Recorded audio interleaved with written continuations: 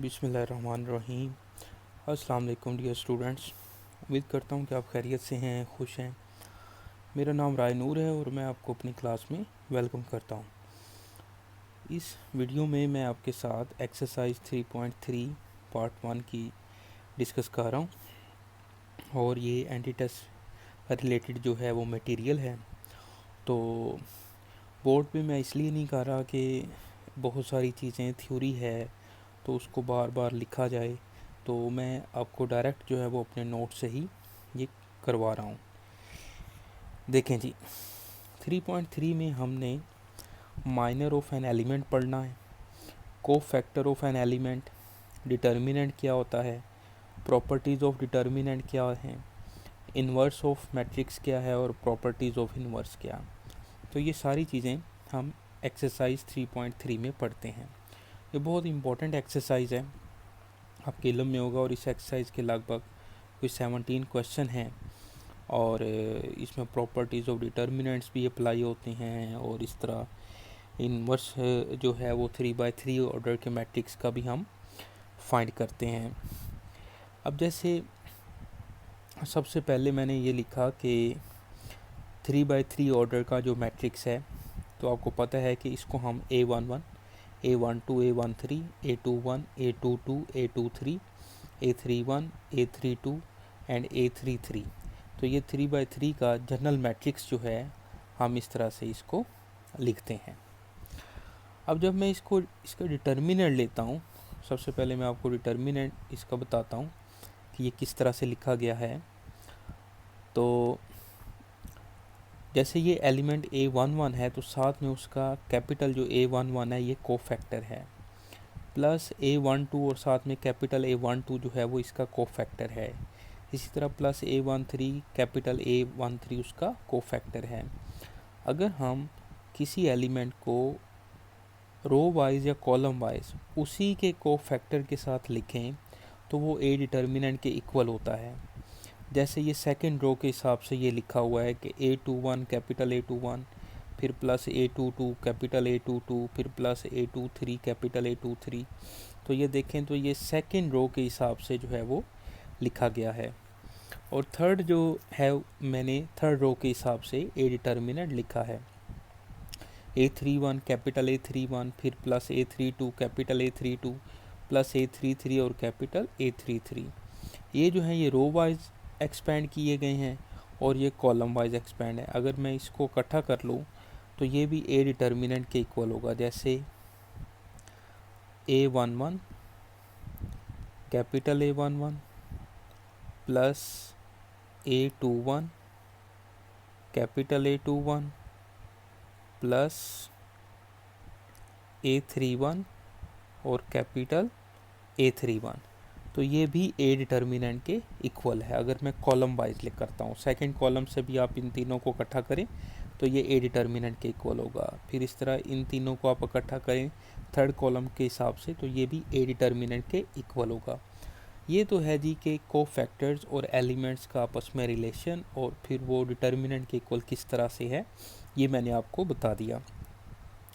अब देखें माइनर का जो फार्मूला है, minor of AIJ for example, इसको मैं कैपिटल MIJ से डिनोट करता हूँ और उसका डिटर्मिनेंट ले लेते हैं। जो भी जो है वो आयत और जेथ रो है वो डिलीट करके बाकी जो 4 एलिमेंट्स बचेंगे उसका हम डिटर्मिनेंट निकाल लेंगे। मिसाल के तौर पे मैं A11 का माइनर निकालता हूँ, तो A11 का मतलब ये है कि फ़र्स्ट रो और जो फर्स्ट कॉलम है इसको आप डिलीट कर दें और बाकी ये जो 4 एलिमेंट्स बचेंगे A22, A23, A32 और A33, इसका डिटर्मिनेंट ले लेंगे, ठीक है, और इसको सॉल्व कर लेंगे। तो ये हो जाएगा माइनर ऑफ A11। ओके, जैसे मैं ये सॉल्व कर देता हूँ कि आपके पास एक मैट्रिक्स है A11, A12, A13, A21, A22, A23, A31, A32, A33, ठीक है जी। अब मैं लिखता हूँ कि माइनर ऑफ, जैसे मैं M11 फाइंड करता हूँ तो माइनर ऑफ A11 ना, तो ये first row first column delete कर दें और बाकी क्या बचेगा, A22, A23, A32 and A33। तो इसका जो है वो आप डिटर्मिनेंट निकाल लें तो ये M11 आ जाएगा। तो क्योंकि इसका ऑर्डर 3/3 है और इसके अंदर 9 एलिमेंट्स हैं, तो 9 ही आप इसके माइनर निकाल सकते हैं, M11, M12, M13 और इसी तरह बाकी सारे आप माइनर फाइंड कर सकते हैं। अब आ जाएँ कोफैक्टर पे। जैसे कोफैक्टर ऑफ, जैसे ये साथ में लिखा भी हुआ है कि माइनर ऑफ A12 है, तो A12 के मुताबिक फर्स्ट रो और सेकंड कॉलम जो है वो डिलीट कर दें। बाकी जो ये जो 4 एलिमेंट्स हैं A21, A23, A31 और A33, इसका जो है डिटर्मिनेंट हमने फाइंड कर लेना है। कोफैक्टर ऑफ एन एलिमेंट क्या है? Cofactor of Aij is equal to capital Aij is equal to -1 की पावर i प्लस जे और Mij, यानी कि माइनर के साथ अगर मैं -1 की power i plus J multiply कर दूं तो ये कोफैक्टर ऑफ Aij बन जाएगा। जैसे for example cofactor of A12 हमने फाइंड करना है, तो ये आ जाएगा कैपिटल A12 और -1 की पावर 1 प्लस 2 i प्लस जे। यहाँ पर i की वैल्यू 1 है और j की वैल्यू 2 है। -1 की पावर 1 प्लस 2 और M12, तो ये -1 की पावर 3 है तो ये -1 ही रहेगा, ये -M12 आ जाएगा। और M12 अभी हमने ये ऊपर सोल्व भी किया हुआ है, तो M12 की जगह पे ये डिटर्मिनेंट सोल्व करके आप लिख सकते हैं। तो फिर हमें कोफैक्टर ऑफ A12 मिल जाएगा। अब देखें बेटा, तो जैसे A determinant is equal to, ये फर्स्ट जो लाइन है ये वही है जो कि यहाँ पर मैंने लिखी हुई है ना, ठीक है, ऐसे ये वाले, यानी कि small A11 capital A11 plus small A12 capital A12 plus small A13 capital A13। तो ये कोफैक्टर के हिसाब से और with respect to first row जो है ये मैंने इसका डिटर्मिनेंट ओपन किया है। अगर इसी को आप देखें तो A11 जो है ये कैपिटल M11 के इक्वल होता है। क्यों होता है? जैसे A11 जो है, मैं यहाँ पे लिख देता हूँ, A11 is equal to M11 क्यों है? क्योंकि ये -1 की पावर 1 प्लस 1 है और M11, और क्योंकि -1 की पावर 2 है तो ये +1 ही होगा, तो इसलिए M11। तो इसी तरह यहाँ पर जो A12 है वो -M12 के इक्वल होता है, क्योंकि यहाँ पर -1 की पावर 1 प्लस 2 है, -1 की पावर 3, तो वो -1 के इक्वल होता है। तो प्लस A13 और यहाँ पर 1 प्लस 3 की पावर यानी कि 4 है, तो यहाँ प्लस ही रहेगा। ओके, तो ये with respect to cofactors determinant आप फाइंड कर सकते हैं, और या विद रिस्पेक्ट टू आप माइनर भी जो है वो डिटर्मिनेंट फाइंड कर सकते हैं। अब जैसे ये देखें तो A determinant is equal to A21, ये सेकेंड रो फर्स्ट कॉलम, फिर A22 capital A22 plus A23 capital A23। अब यहाँ पर देखें तो इन दोनों को सम करें तो ये ऑड बनता है ना, तो माइनस बाहर आ जाएगा, माइनस बाहर आ गया, माइनर में लिखा इसको, -A21 कैपिटल M21 फिर प्लस A22, क्योंकि इन दोनों को आप ऐड करें तो इवन बनता है तो ये प्लस ही रहेगा, और इन दोनों को आप ऐड करें तो ये ऑड बनता है तो यहाँ पर माइनस आ जाएगा। ओके, इसकी रीज़न मैंने आपको बता दी है। अब ये देखें तो A डिटर्मिनेंट जो है A12 कैपिटल A12, ये फर्स्ट रो सेकंड कॉलम के हिसाब से है, ये सेकंड कॉलम के हिसाब से डिटर्मिनेंट लिखा है। तो इस तरह से आप इसको 6 वेज में यानी कि लिख सकते हैं। आप रो वाइज लिखें 3, फिर कॉलम वाइज 3 तरह से लिख सकते हैं। तो 6 इसके वेज हैं जिसमें आप A डिटर्मिनेंट फाइंड कर सकते हैं, उनके एलिमेंट्स और कोफैक्टर यूज़ करके या एलिमेंट्स या माइनर्स यूज़ करके। ओके, अब जैसे यहाँ पर आप देखें तो ये A11 और कैपिटल A21 है, फर्स्ट रो का एलिमेंट है A11 और सेकंड रो का कोफैक्टर है, प्लस A12 फर्स्ट रो का एलिमेंट है और सेकंड रो का कोफैक्टर है। तो जब आप रोज़ को फर्स्ट रो को सेकंड रो के साथ मिलाएंगे, रोज़ को आपस में मिलाएंगे कोफैक्टर्स के हिसाब से, तो उसका डिटर्मिनेंट 0 होगा हमेशा। इसी तरह जब आप कॉलम को आपस में मिलाएंगे, फर्स्ट को सेकंड कॉलम के साथ मिला लें, तो उसका डिटर्मिनेंट भी ज़ीरो ही होगा। जैसे यहाँ पर A11 कैपिटल A11 ये डायगनल के हिसाब से है, तो ये डायगनल के एलिमेंट्स है ना, A11 A22 A33। तो डायगनल के हिसाब से अगर आप उसको cofactors with respect to cofactors लिखें तो ये is not equal to A determinant होगा, ठीक है। इसके बाद A12 capital A12 plus A22 और कैपिटल A22 A32। तो ये देखें तो A12 सेकंड कॉलम, फिर सेकंड कॉलम के एलिमेंट, फिर सेकंड कॉलम के एलिमेंट। तो ये वाली बात जो है ये मैंने ऊपर भी लिखी हुई है, तो ये A डिटर्मिनेंट के इक्वल होता है। तो उम्मीद है कि आपको ये जो पेज है वो अच्छे से समझ आ गया है। ओके, अब ये ऊपर वाला जो क्वेश्चन है वो मैं आपको करवाता हूँ। जैसे एक मैट्रिक्स दिया हुआ है जिसका ऑर्डर 3/3 है, देन वैल्यू ऑफ। तो इसमें देखें तो सेकेंड रो A21 तो फर्स्ट रो का कोफैक्टर है ना, फिर A22 कैपिटल A12, फिर प्लस A23 कैपिटल A13। तो ये second row first column first row के कोफैक्टर्स के साथ मिल रही है। तो अभी हमने ये प्रॉपर्टी पढ़ी है कि जब रोज़ को आपस में मिलाते हैं, दो रोज़ को आपस में मिलाते हैं, तो उसका जो डिटर्मिनेंट है वो ज़ीरो होता है। तो इसको सॉल्व करने की भी ज़रूरत नहीं है, इसका डिटर्मिनेंट आप डायरेक्ट ज़ीरो लिख सकते हैं। अगर ये याद ना रहे प्रॉपर्टी तो आप इसको सॉल्व भी कर सकते हैं। A11 की वैल्यू मैंने निकाली है 8, A12 -6 और A13 -3। ये फार्मूले लगा के जो है वो आपने ये वैल्यूज़ फाइंड कर सकते हैं। फिर A21 जो है इसमें ज़ीरो के इक्वल है, 0 × 8 प्लस, और A22 जो है वो 1 के इक्वल है, तो 1 × -6। फिर A23 जो है वो -2 के इक्वल है, -2 × A13 -3। तो इसको सॉल्व करें तो आंसर जो है वो ज़ीरो आ रहा है। तो ये क्वेश्चन भी आपका सॉल्व हो गया। तो उम्मीद है कि आपको इसकी समझ आ रही है। ओके, तो अब चलते हैं हम नेक्स्ट पेज पे।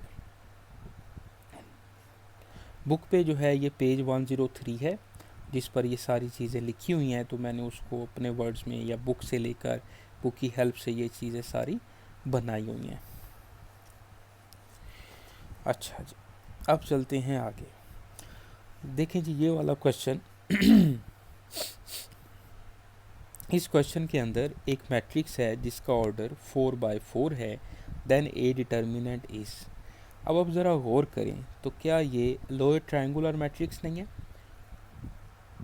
लोअर ट्रायंगुलर मैट्रिक्स क्या होती है कि Aij is equal to 0 for all I less than j। तो यहाँ पर I लेस दैन j जो है मेन डायगनल के ऊपर वाले सारे एलिमेंट्स ज़ीरो हैं।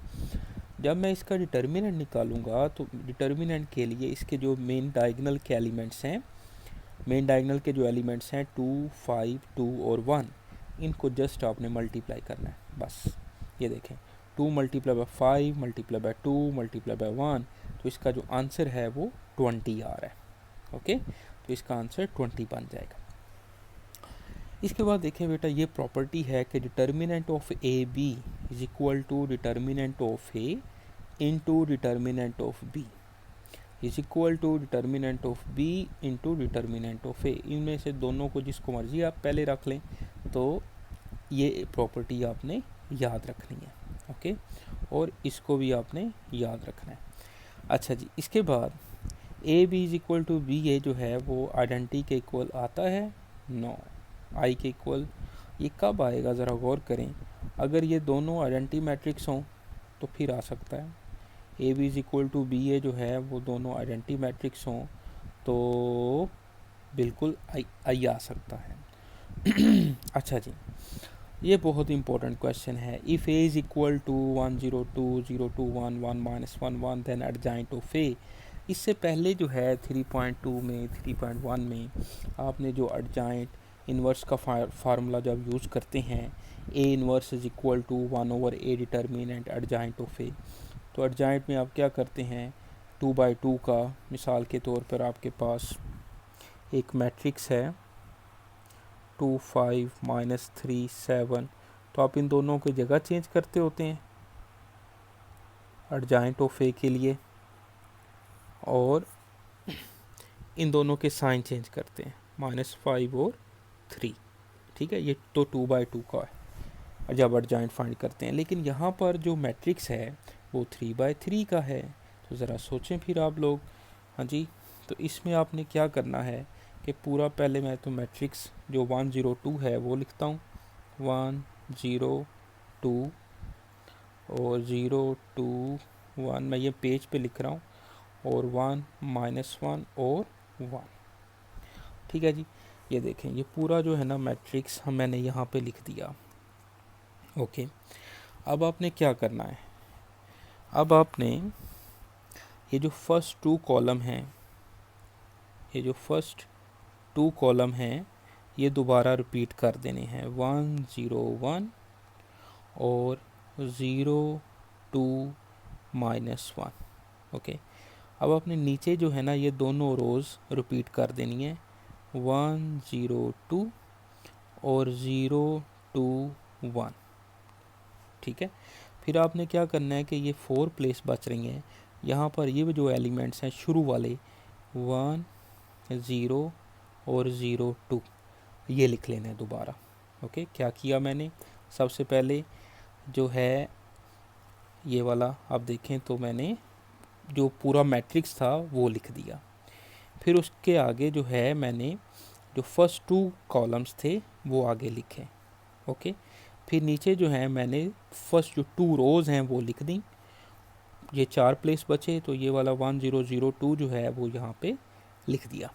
अब आपने बेटा क्या करना है कि आपने जो फर्स्ट कॉलम है और जो फर्स्ट रो है इसको डिलीट कर देना है, समझे, ये हमारे पास नहीं है। अब आपने क्या करना है, इधर ही मेरे साथ साथ ही रहना है आपने।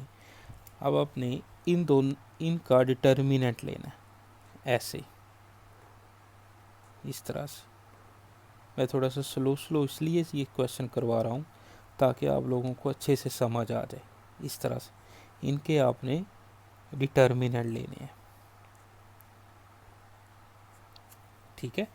जब मैंने इसके डिटर्मिनेंट लेने हैं तो आपने ट्रांसपोज लेकर इनके आंसर्स लिखने हैं। जैसे फर्स्ट डिटर्मिनेंट लें 2 × 1 2, फिर -1 × 1 -1, लेकिन डिटर्मिनेंट के दरमियान में माइनस है तो वो प्लस हो जाएगा, यानी कि 2 + 1 3, ठीक है बेटा। फिर ये देखें तो ये आ जाएगा आपके पास -2 -0 ना, -2 -0, तो ये आपने ऊपर लिखना है, -2 आ जाएगा। ओके, -2 -0, फिर ये लिखें तो 0 -4, 0 -4। देखें ये कॉलम में था ना तो मैंने इसको रो में लिखा, साथ ही आपने ट्रांसपोज लेना है, या ऐसे कर लें कि ये रो में है तो आप इनको कॉलम में लिखते जाएं, ऐसे भी कर सकते हैं। अब मैं इधर आता हूँ, 1 1 × 1 1 -0, यानी कि 1 आ जाएगा। फिर 1 -2, तो ये रो में लिखना है -1, फिर आ जाएगा ये 0 -1, 0 -1 -1। ओके, अब देखें बेटा थर्ड जो है, थर्ड लाइन या ये जो डिटर्मिनेंट है ये हमने लिखने हैं, -1 × 0 0 -2, यानी कि 0 -2 -2 आ जाएगा। ओके, फिर 0 + 1 0 + 1 +1 आ जाएगा, और 2 -0 2 आ जाएगा। तो ये बेटा इसका है एडजॉइंट ऑफ मैट्रिक्स, ठीक है। तो दोबारा देख लें, यानी कि मैट्रिक्स लिखा पूरा, फिर 2 कॉलम रिपीट किए, नीचे 2 रोज़ रिपीट की, फिर 1 0 0 2 दोबारा यहाँ पे लिखा, ऊपर वाली रो और ये साइड वाला कॉलम इसको ख़त्म कर दें और इनके डिटर्मिनेंट लिखें, और कॉलम में लिखें तो आंसर रो में लिख लें, यानी कि इसका ट्रांसपोज भी साथ में आपने लिखना है। तो इस तरह से आप इसका एडजॉइंट फाइंड कर सकते हैं। उम्मीद है कि आपको इसकी समझ आ गई होगी और आप खुश हो रहे होंगे, सही है। तो बुक के अंदर भी कुछ क्वेश्चन हैं जिसमें इन्वर्स वाला मेथड से, जिस 3/3 ऑर्डर के मैट्रिक्स का जब आप इन्वर्स फाइंड करते हैं तो उन क्वेश्चंस की आपने खुद से प्रैक्टिस करनी है। बाकी ये एक शॉर्टकट है, जो एडजॉइंट ऑफ ए 3/3 ऑर्डर का मैट्रिक्स का होता है, जो आप पढ़ते भी हैं उसमें आप कोफैक्टर्स निकालते हैं A11, A12, A13, A21, A22, A23, A31, A32, A33 और फिर इसका आप ट्रांसपोज भी लेते हैं। तो ये तो इसका फार्मूला है। तो हमने क्योंकि ये एक MCQ है तो इस फार्मूले में जाने की ज़रूरत नहीं है। जब लॉन्ग क्वेश्चन बोर्ड में आता होता है तो तब आप इस फार्मूले की हेल्प से क्वेश्चन करते हैं। अभी MCQ के लिए आपको यही शॉर्टकट जो है वो आना चाहिए। ओके, अच्छा जी, अब आ जाते हैं हम इस क्वेश्चन पे। तो आंसर भी तो मैंने आपको बताना है। अब देखें 3 - 2 - 4 1 - 1 - 1 -2 1 2। तो क्या यही आंसर नहीं है? 3 - 2 - 4 1 - 1 -1 -2 1 2। ठीक है जी, इस तरह से भी आप इसको देख सकते हैं। ऐसे ये आंसर जो है वो सेम है। ओके, लें जी अब चलते हैं आगे। ये क्वेश्चन देखें ज़रा। If 1k - 1 k0k - 1 k1 is singular matrix then k is. ये एक सिंगुलर मैट्रिक्स है तो इसका जो डिटर्मिनेंट होगा वो इज इक्वल टू 0 होगा। तो इसको अब हम सोल्व कर लेते हैं। वैसे भी इसका डिटर्मिनेंट इज इक्वल टू 0 तो k की वैल्यू फाइंड करें। तो अगर इसको हमें सोल्व करना पड़ेगा, यानी कि 1 k - 1 k 0 k -1 k और 1, इसका डिटर्मिनेंट इज इक्वल टू 0 ले लेना है क्योंकि ये एक सिंगुलर मैट्रिक्स है। तो इसको R1 से एक्सपेंड कर लें 1, फिर इसका डिटर्मिनेंट लें तो 0 माइनस k स्केयर, फिर minus k, first row second column जाएगा तो ये आ जाएगा k + 1, फिर आ जाएगा -1 और k स्क्वेयर -0 और इज इक्वल टू 0। ठीक है, तो इसको मैंने R1 से एक्सपेंड कर लिया। ये आ जाएगा -k square, 2k into k क्या हो जाएगा -2k स्केयर, फिर -k square is equal to 0। सबको ऐड करें तो -4k square is equal to 0। k square is equal to 0, k की वैल्यू क्या हो जाएगी 0। सिंपल। तो इस तरह से आप इसको सोल्व कर सकते हैं। तो इसका आंसर जो है वो बनेगा चार्ली। अब देखिए बेटा, ये वाला जो क्वेश्चन है ना, ये रहने दें, ये वाला क्वेश्चन भी आप रहने दें। ठीक है, अब ये वाला क्वेश्चन देखें तो द वैल्यू ऑफ 07811235001300002। तो प्रॉपर्टीज़ ऑफ डिटर्मिनेंट्स में 2-3 प्रॉपर्टीज़ जो हैं वो बड़ी इंपॉर्टेंट हैं कि जब किसी मैट्रिक्स का आप डिटर्मिनेंट लें तो 2 रोज़ या 2 कॉलम्स आइडेंटिकल हों तो उसका डिटर्मिनेंट जो है 0 आता है। या आप 2 रोज़ या 2 कॉलम्स को इंटरचेंज करें तो बाहर माइनस आ जाता है। तो ये वाला जो क्वेश्चन है इसको देखें आप तो 0 7 8 1 1 2 3 5 और 0 0 1 3 और 0 0 0 2। अब आप ज़रा गौर करें, अगर मैं इसका जो R1 और R2 है इनकी जगह चेंज करूं तो ये 1 ऊपर चला जाएगा। तो ये जो मेन डायगोनल हैं, मतलब इस तरह के ये ट्रायंगुलर मैट्रिक्स बन जाएगी, यानी कि ये अपर ट्रायंगुलर मैट्रिक्स टाइप बन जाएगा ना, है तो ये डिटर्मिनेंट।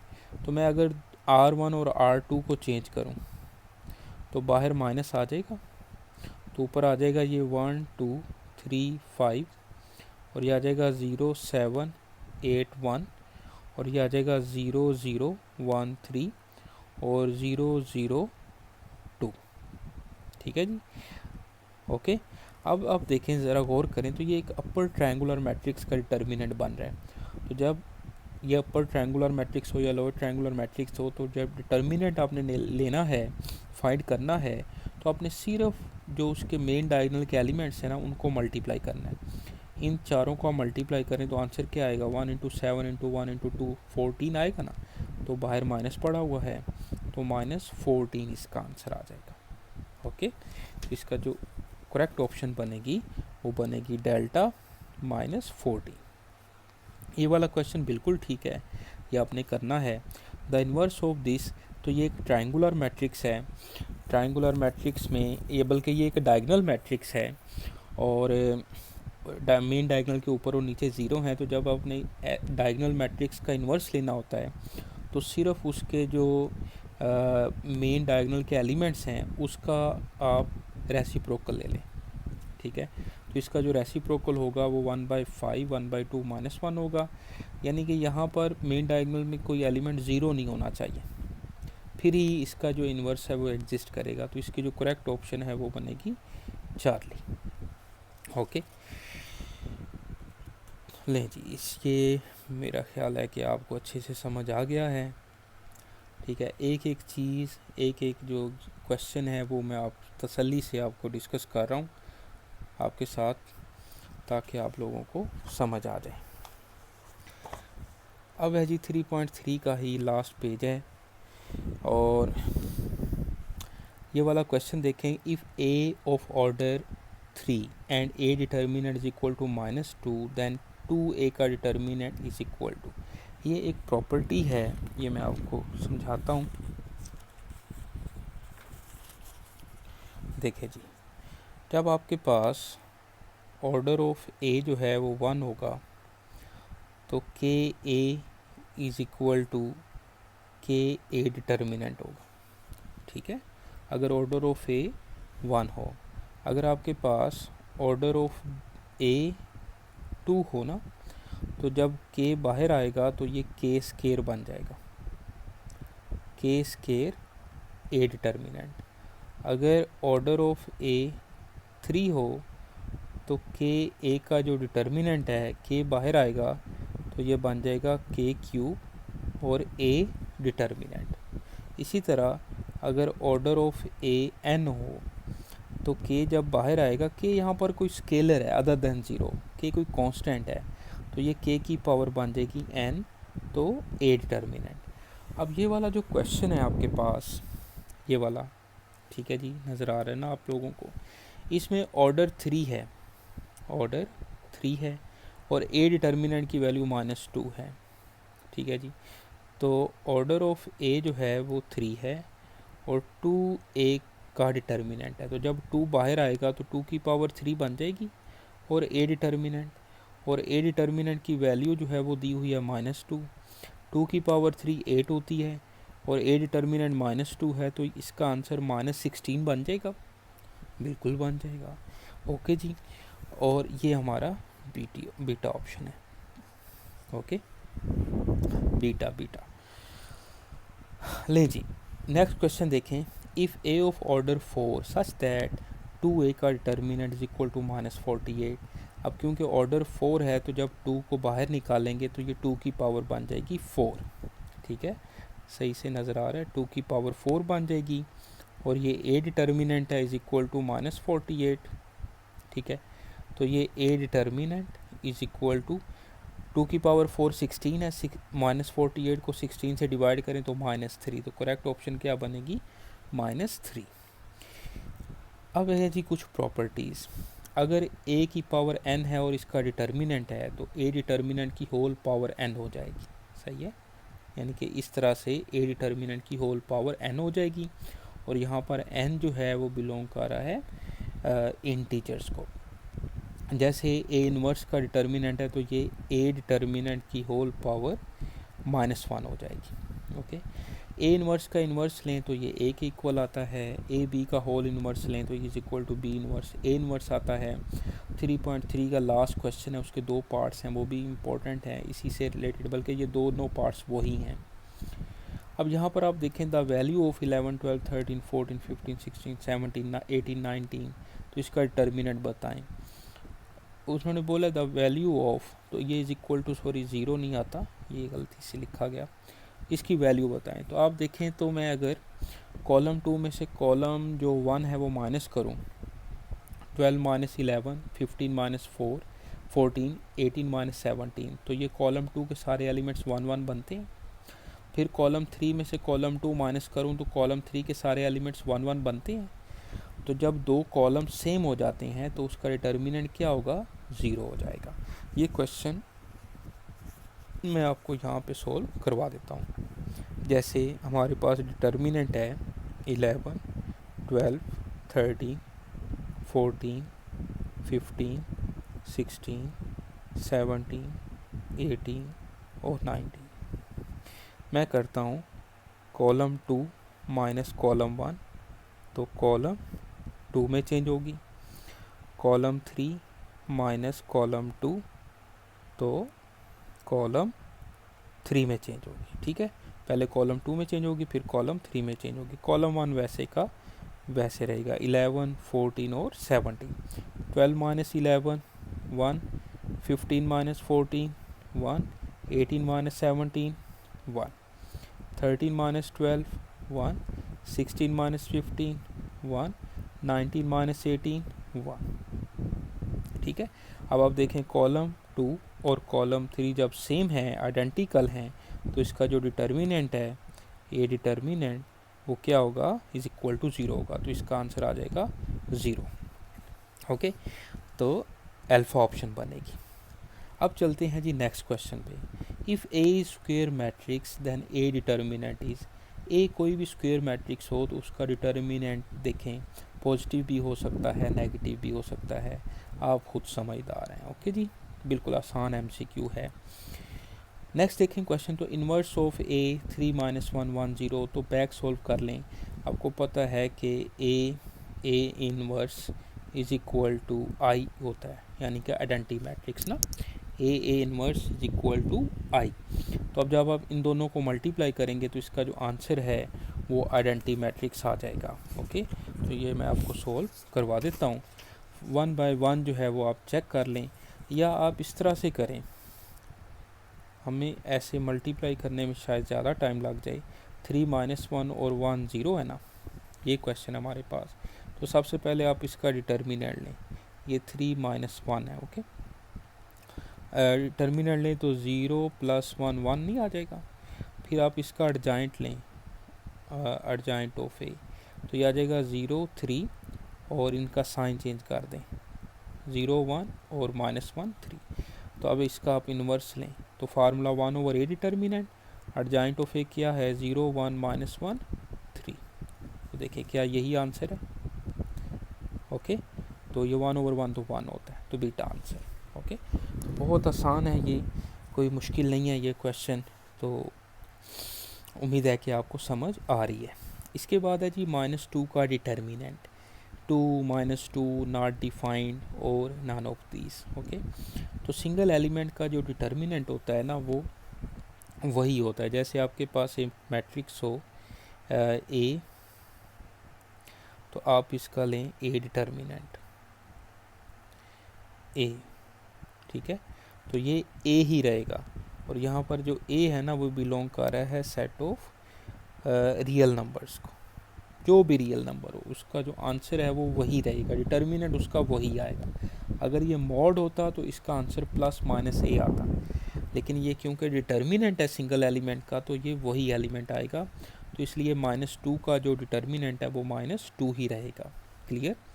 इसके बाद आप देखें तो if A is equal to 1 2 3 4, B matrix है 3 4 3 4 विच इज़ ट्रू। अब आप देखें तो इसका जो डिटर्मिनेंट है वो 12 -12 0 है। और पहले तो आप इसका अगर ऑप्शंस इन्वर्स में हों तो पहले आप ए और बी मैट्रिक्स जितने भी ऊपर मैट्रिक्स हों तो उसका डिटर्मिनेंट चेक कर लिया करें, क्योंकि जिस मैट्रिक्स का डिटर्मिनेंट 0 होगा यानी कि सिंगुलर मैट्रिक्स होगी तो उसका तो इन्वर्स पॉसिबल नहीं होता। अब जैसे देखें बी मैट्रिक्स जो है इसका जो डिटर्मिनेंट है वो 0 है, तो इसका इन्वर्स पॉसिबल नहीं है। इसका डिटर्मिनेंट देखें तो 4 - 6 है, -2 आएगा, तो इसका डिटर्मिनेंट पॉसिबल है। तो अब आपके पास देखें बीटा ऑप्शन तो बिल्कुल रॉन्ग है, चार्ली ऑप्शन भी रॉन्ग है। ए इन्वर्स का इन्वर्स लें तो ए के इक्वल आएगा, और इसका इन्वर्स भी पॉसिबल है, तो अल्फ़ा ऑप्शन आपकी करेक्ट ऑप्शन है। क्लियर। बाकी ये रिजल्ट्स को एज अ रिजल्ट्स देखे जाएँ तो सारे ठीक हैं, लेकिन इन मैट्रिसेस को देखकर आपने देखना है कि ये रिज़ल्ट इस पर लगते हैं या नहीं लगते। इसके बाद if A is equal to 3 8 5 then, तो जब किसी को फैक्टर का उसी के माइनर के साथ सॉल्व करें, ठीक है, जैसे A3 2 और दोनों के जो ऑड है 3 2 है और 3 + 2 5 है ना, 3 + इसका आंसर हमेशा 0 आएगा। बाकी इसको हम सोल्व भी कर लेते हैं। तो यहाँ पे मैं सोल्व करवा देता हूँ। ऐसे हमारे पास मैट्रिक्स है जी 3 8 9 -3 1 4 और 8 2 और 5। ठीक है, तो सबसे पहले हमने A32 फाइंड करना है। A32 में क्या होगा, -1 की पावर 3 + 2। तो थर्ड रो सेकंड कॉलम गया, थर्ड रो सेकंड कॉलम जाएगा तो क्या बचेगा 3 9 और -3 4। 3 9 -3 4। इसको सॉल्व कर लेते हैं। -1 की पावर 5 -1 ही रहेगा और 12 और +27, 12 + 27। तो ये कितना बन रहा है, इन दोनों को आप ऐड करें तो ये बन रहा है आपके पास, अल्लाह आपका भला करे, ठीक है, तो कितना बन गया -39। ओके, अब हम फाइंड करते हैं जी M32। M32 में थर्ड रो सेकंड कॉलम जाएगा तो 0 बन जाएगा 3 9 -3 4। इसका डिटर्मिनेंट लें तो 12 + 27 39। इन दोनों को ऐड करें तो आंसर क्या बनेगा, 0 बनेगा। A32 + M32 -39 + 39 और आंसर 0 आ रहा है। समझ रहे बात। तो इस तरह से बीटा ऑप्शन बनेगी 0। इसके बाद आप इस क्वेश्चन को देखें तो इफ़ A = 2002 तो A + A inverse = KI then K = A inverse इसका फाइंड करें तो ये 1/2 1/2 ही आएगा। अब डायरेक्ट ये डायगोनल मैट्रिक्स है ना, तो मेन डायगोनल के एलिमेंट्स का बस आप रेसिप्रोकल ले लें। A + A इनवर्स करें, इन दोनों को आप ऐड करें तो 2 + 1/2 5/2, फिर 0 + 0 0, फिर 0 + 0 0 और 2 + 1/2 5/2। ठीक है, A + A इनवर्स मैंने ले लिया। अब इसमें से आप 5/2 कॉमन ले सकते हैं तो 1 0 0 1, तो ये I के इक्वल आ गया। तो देखें K की वैल्यू क्या मिली हमें, 5/2 मिली। तो ये UET का क्वेश्चन है, इजी है, कोई मुश्किल नहीं है। ओके, समझ आ रही होगी आप लोगों को। तो इस तरह से ये जो एक्सरसाइज 3.3 है ये हमारी कंप्लीट होती है। ओके, तो इसको भी आपने याद रखना। ओके ठीक है बेटा। तो ये ECAT से रिलेटेड जो मटेरियल है, इंजीनियरिंग यूनिवर्सिटीज़ का जो टेस्ट है उससे रिलेटेड ये सारा मटेरियल है जो कि मैंने आपके साथ डिस्कस किया। और उम्मीद है कि आपको समझ आ रही है, आप चीज़ें अंडरस्टैंड कर रहे हैं। फिर भी कोई प्रॉब्लम हो तो आप ज़रूर शेयर करें मेरे से, और इस तरह इससे रिलेटेड कोई मटेरियल चाहिए होगा तो आप मुझे बताएं। और इस लेक्चर में 3.3 ही मैंने करवानी थी जो कि अल्हम्दुलिल्लाह कंप्लीट हो गई है। तो दुआओं में याद रखें, और वीडियो अच्छी लगे तो दोस्तों के साथ शेयर करें। ठीक है जी, और नेक्स्ट वीडियो तक के लिए इजाज़त दें। बहुत शुक्रिया, अल्लाह हाफिज़।